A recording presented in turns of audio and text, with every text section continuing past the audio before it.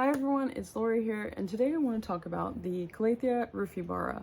Now, if you are someone who likes calatheas and you've tried to grow them before, you are probably someone who knows how difficult and how touchy and picky they can be. They really love their humidity, and often people get very discouraged because they buy this beautiful plant from the nursery and then they come home and all of a sudden it's like, what happened? You get the crisping of the leaves start dying, and you just feel like a failure. So I wanted to actually talk about this Calathea, the Calathea rufibarba, which is one that doesn't really fit the typical stereotypical look of the leaves that most calatheas have, but this is a calathea, believe it or not. And the calathea that you're probably used to, let me reach over here, you're probably used to like that kind of calathea, and that's one type. But today, for the sake of this video, we're going to talk about this beautiful plant right here. And I want to talk a little bit about what my experience has been with this and what my recommendations would be. And I'll just start off the video right away by telling you that I absolutely love this plant. It was just something that was I had no expectations for it. I didn't even think it was that pretty, to be honest. And then as I've had this for the last 8-9 months, I have really just seen it grow like crazy, and it's huge. This started a very, very small plant, and it's just grown like crazy, and it really hasn't given me a whole lot of trouble at all. So let's get into talking about this plant. First of all, I'll show you my little plant label there so you can kind of see. And yeah, so a couple things about this. So this is a fast grower. A lot of the calatheas are not very fast growing, but this seems to be, at least in my experience, has been a very fast growing plant.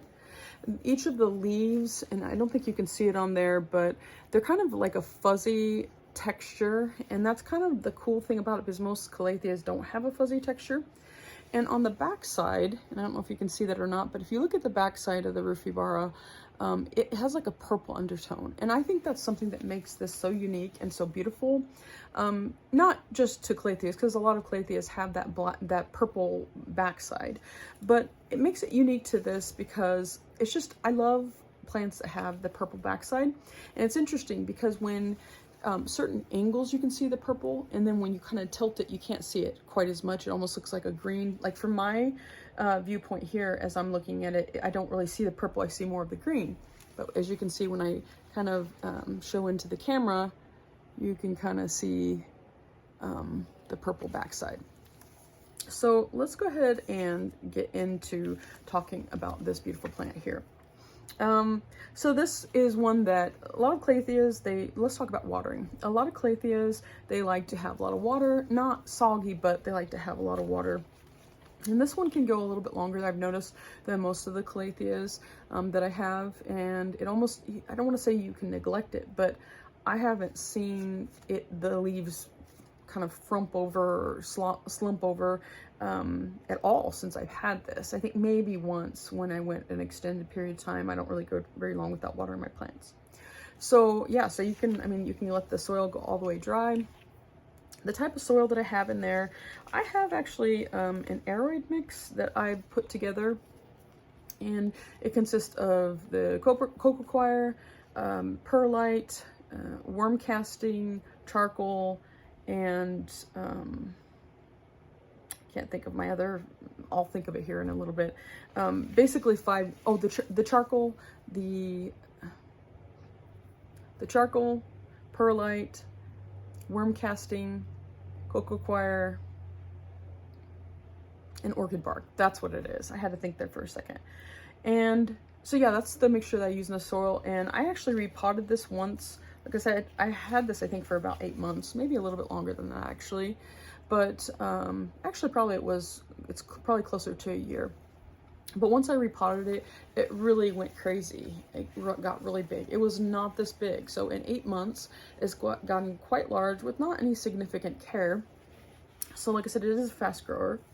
Sunlight. The biggest thing about the sunlight with this one, it does like higher light, but definitely indirect, because you will get burning on the leaves. And this is just similar to a lot of calatheas. They're pretty much like that. It does like filtered water, and I don't use filtered water like the kind you buy, but what I do is I actually will use rainwater. We actually have rainwater that we use for this. Sometimes what you'll see if you're using regular water, you'll actually see some, if you can see some of those edges that are crisping a little bit there, that's what you'll get. It does like high humidity, and you'll see more crisping on the edges as well if you don't have it as at a higher humidity level. As far as pest, so I think right now I actually might be battling a little bit with, it's hard to tell because of the fuzziness on the leaves, but spider mites, of course, is something that's kind of notorious to calatheas in general, but I think this is something that this plant also kind of can struggle with as well, and it's a little harder to be able to tell whether or not it truly is spider mites or if it's just the fuzz on the leaves. But you can kind of see here, it looks like dirt.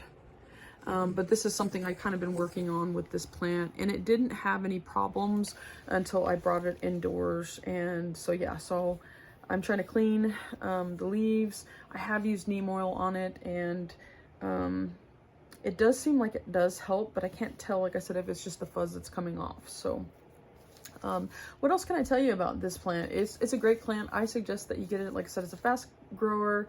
It doesn't require much care, not much watering. It does like its humidity, so just like calatheas, it's maybe on the lower end as far as the need in comparison to other calatheas, but it definitely does like its humidity. And then other than that, as far as fertilizer, I'll use the Osmocote, the ones like the little pebble Osmocote. I'll use that, and it's been doing really great with that. All right, well, go ahead and make sure to subscribe for more plant information, and hopefully this is helpful.